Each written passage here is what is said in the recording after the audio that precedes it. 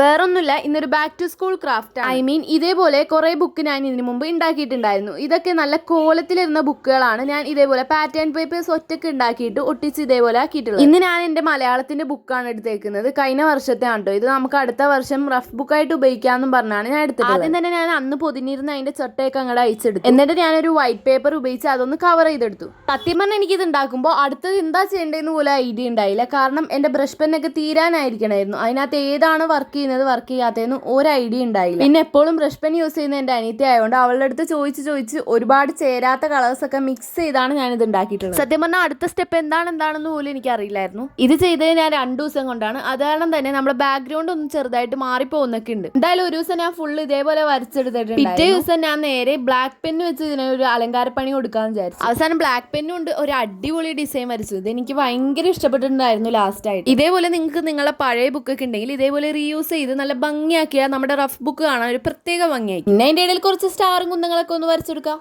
അത്രേ ഉള്ളൂ. ഇനി നമുക്കത് വാട്ടർ പ്രൂഫ് ആക്കണ്ടേ? വാട്ടർ പ്രൂഫ് ആക്കാനായിട്ട് നേരെ സെല്ലോ ടേപ്പ് എടുക്കുക, ഒട്ടിച്ചെടുക്കുക. അപ്പം അതിനൊരു ഗ്ലേസിങ്ങും വരും.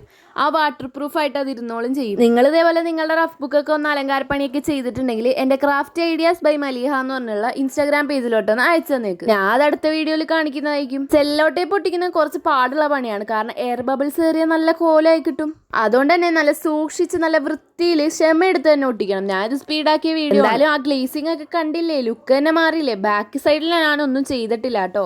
എന്തായാലും ഈ സംഭവമൊക്കെ കൊണ്ട് സ്കൂളിൽ പോയി കുറച്ച് ആളാവാനൊക്കെ പറ്റുമായിരിക്കും. അപ്പോൾ ഉടനെ എന്തായാലും ഒരു ബാക്ക് ടു സ്കൂൾ ഷോപ്പിംഗ് ഒക്കെ പ്രതീക്ഷിക്കാം. പിന്നെ നമ്മുടെ ഗീവ് അവേയുടെ കാര്യം ബാക്കിൽ തന്നെ വരുന്നുണ്ട്. അപ്പോൾ ഇത്രയുള്ളൂ ഇന്നത്തെ വീഡിയോ. ടാറ്റാ.